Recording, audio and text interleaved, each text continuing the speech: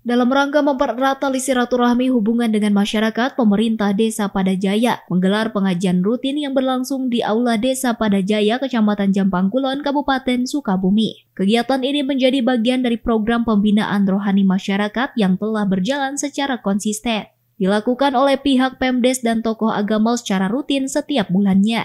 Dalam kegiatan pengajian rutin ini, antusias warga pihak pemerintah desa menghadirkan penceramah untuk memberikan siraman rohani, serta memberikan pesan-pesan moral di bidang keagamaan. Kepala Desa Padajaya menyampaikan pengajian rutin ini diharapkan dapat meningkatkan ukhuwah Islamiyah dan memperkuat nilai-nilai spiritual kepada masyarakat, terutama pihak pemerintah Desa Padajaya.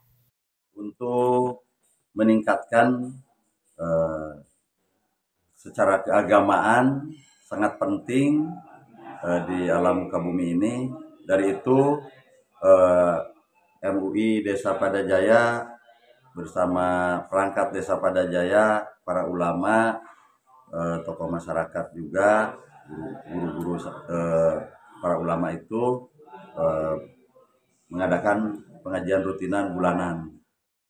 Pengajian rutin tersebut dirancang untuk digelar setiap awal pekan sebagai upaya membangun desa yang religius, damai, dan berkarakter. Dari Kecamatan Jampang Kulon, Kabupaten Sukabumi, Indra Sopian, Tim Liputan MJS TV melaporkan.